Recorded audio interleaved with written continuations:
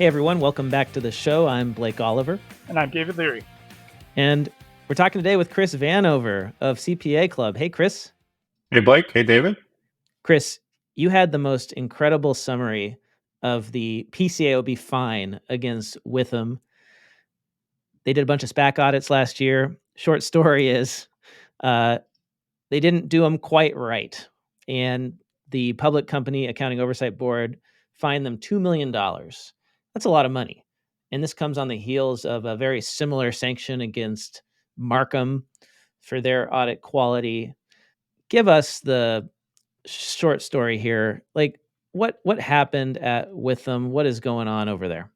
Yeah, I think it actually starts with the actual Markham order that came out last June. And I think this is really the PCAOB's shot across the bow, right? Where they're really starting to hammer firms with respect to whether they actually have the resources to execute the audits. And I think that's really the underlying crux of the issue here is, yes, there's a ton of stuff in this Withum disciplinary order in particular around, they botch things around not consulting with external resources. They also, failed to audit estimates appropriately, whatever it might be.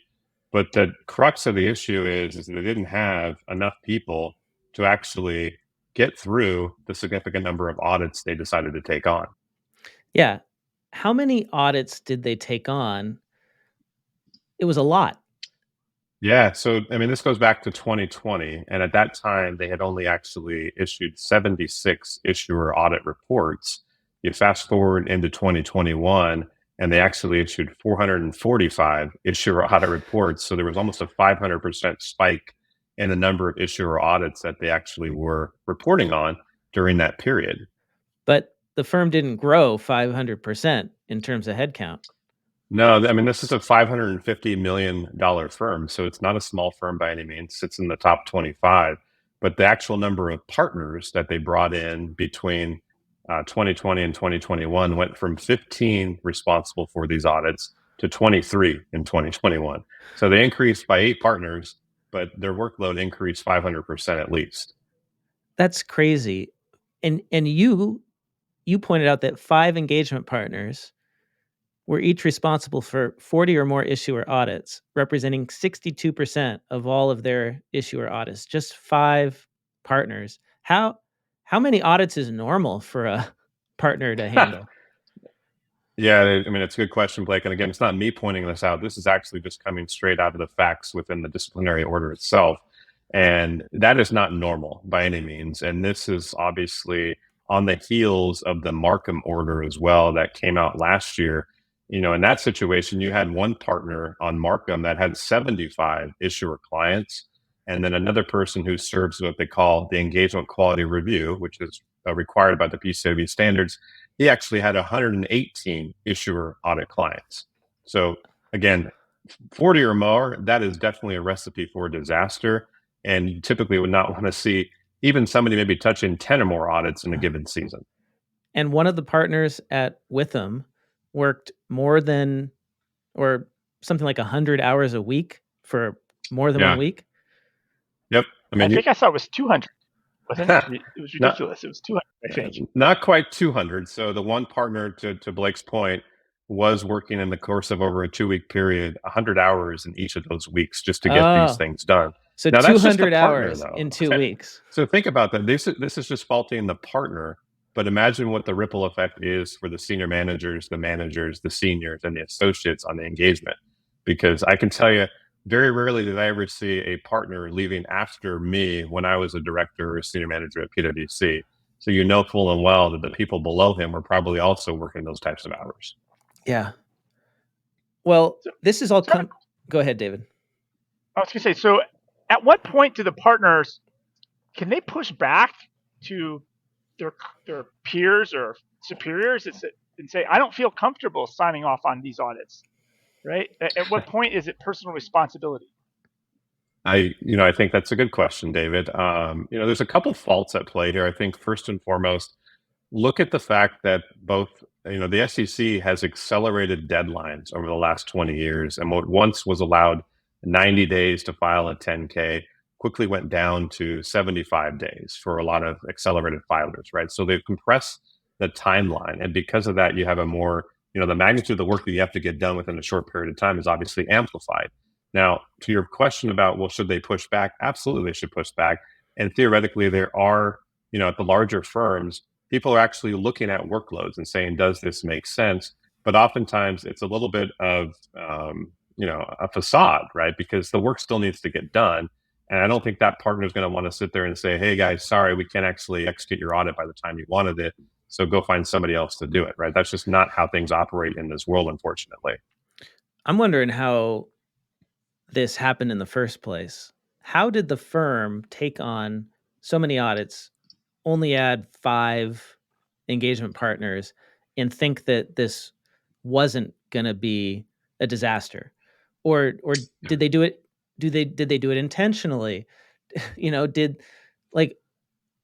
we can only speculate, I suppose, right? But maybe, Right. Chris, you can speak more broadly, given your experience in the audit profession. Like, how does this sort of situation happen, and how can firms avoid it? Well, I think it comes down to taking advantage of opportunity, right? When you are a partner leading a firm, right, you have a goal of maintaining a certain partner income per share. And so your inclination is obviously you see the revenue and you're going to go figure out, okay, here's the revenue. Now, how do I backfill to solve for that revenue demand? But the reality is there's not enough talent to go around these days to where that revenue demand could ever be satisfied with the resources that are out there in public accounting. But also, and I think, Blake, at one point you commented on this was, if you look at average partner income, it's almost $600,000, and it's even higher at the larger firms, right? Well, does that really reconcile with the fact that we have a profession right now that can't attract talent because our starting salaries are too low and they can't compete with the likes of engineering and whatnot, right? So wouldn't it behoove a firm to say, hey, look, I'm going to invest in bringing more people on to support engagements like these, pay them at a higher salary, but it comes at the expense of the partner income. And that's where I think a lot of this has to just do with, I'm speculating here, it's just partner greed. Yeah, I don't get it personally, but maybe that's why I didn't hack it in public accounting. I could never work 100 hours a week, no matter how much you paid me. I couldn't do that for 2 weeks. And maybe I'd do it for 2 weeks. Depends how much you paid me for those 2 weeks. But this is on and on and on, for a long time. This went on for years. Yeah, and again, it's not unique to, Withum or Markham in this case, right? Now, they obviously are the poster child at this point in time from the PCAOB. But I think, in my view, is the PCAOB is actually doing a good service here to the investors and the users of the financial statements, because not enough people are talking about this hours concept, right? We're talking about the 150 CPA hours, which is great. I'm sorry, the 150 hours for becoming a CPA license. And that's getting a lot of attention. Right. But no one wants to tell the real story about what's actually happening inside these firms and what they've become in terms of the excessive workloads and what that does to the profession and what it does to audit quality. And you're seeing it here is the PCAOB has finally started to sound the alarm on this and say, look, if you look at these reports, the primary root cause of this is actual excessive workloads. Now, you credit the PCAOB with doing this, which they hadn't done in the past, but Roman Viard had a good comment on LinkedIn on this topic. He said, is a $2 million fine enough? Because it's not. The revenue on these audits was something like $500 million. So so total revenue for Withum is $550 million overall. Okay, total revenue for the firm per year? Obviously, per year, right? Okay. Yeah.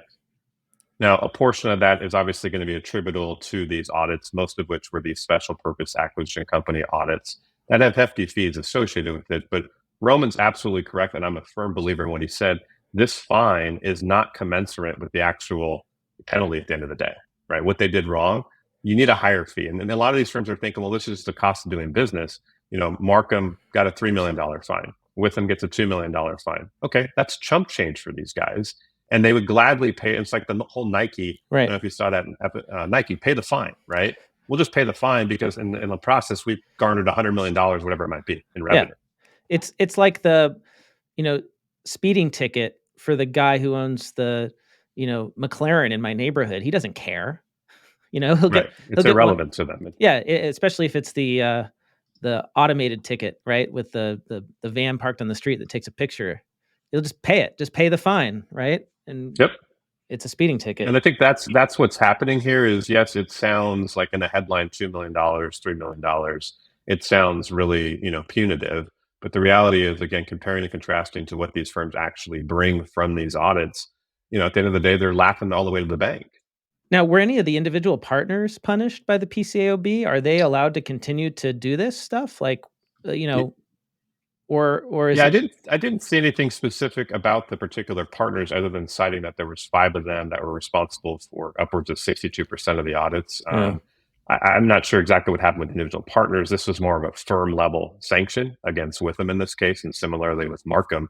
But it wouldn't surprise me if eventually I'll catch up with them as well, and they may be barred from being associated with a public company accounting oversight board registered firm. I feel like if you don't have penalties against the individual partners, then the behavior will never change because it's just basically an expense for the firm, right? This just becomes, the cost of doing business, like you said.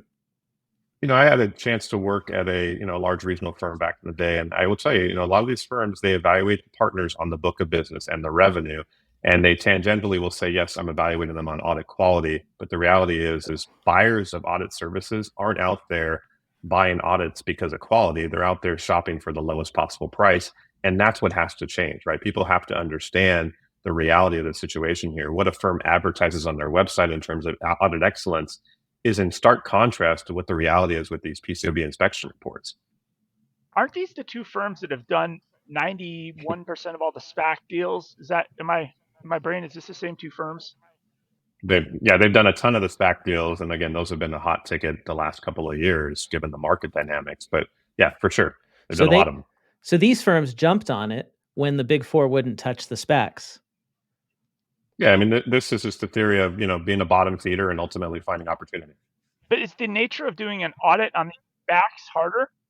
They are extremely complex. Yeah, absolutely. They're not easy by any means, and there's very challenging accounting to them. And so I would say you have to be qualified to do it, and ultimately know you have the resources to support you within a firm. Not to say you couldn't become, an expert or a subject matter expert in this area. Well, even if you're a subject matter expert, sometimes there's just too much work for one person, which seems to be what happened here.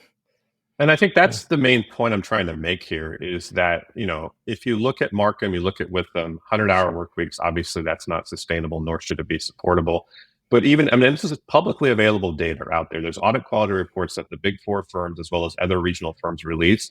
And you can go in there and see that the likes of PwC and EY, at PwC, audit associates log an average of 220 hours overtime annually. Senior associates, 256. Audit partners and managing directors, 349 hours. At EY, it's 373 hours. One regional firm even mentioned that their staff had 816 hours of overtime. That's almost a 2,800 hour work year. Okay. That's like 15 hours per week of overtime. Yeah. And you have to also realize that it's not just, this is per year, but a lot of that overtime is compressed within certain periods of the year. Right. So more than 15 hours, 20 to 30 hours a week, potentially. Yeah. And there is crazy.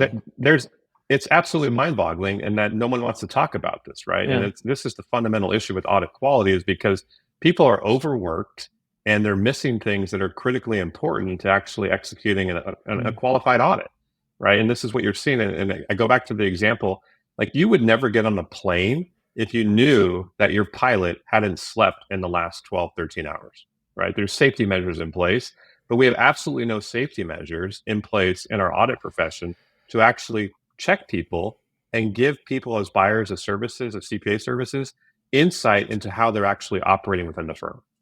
And that's detrimental, it's dangerous to our profession. Mm-hmm. And it's why you see, all these deficiencies being pointed out where, the PCAOB, 60% of broker-dealer audits had deficiencies in them, okay? Department of Labor came out a report in November saying that 30% of employee benefit plan audits had major deficiencies, right? The PCAOB expects 40% of firms to have a Part 1A deficiency coming out. Well, why is that? Well, go and people want to shortchange this and talk about, let's talk about these other things that we think might be causing it. Well, it's like, guys, the reality is it's probably the hours it comes down to. Yeah. Can't do quality work. Pretty simple stuff. Can't do quality work if you're overworked and tired. Well, Chris, thank you for this summary, this excellent analysis of this pressing issue in the audit profession. Hope to have you back on the show soon. Yeah, good talking to you guys, and we'll talk soon.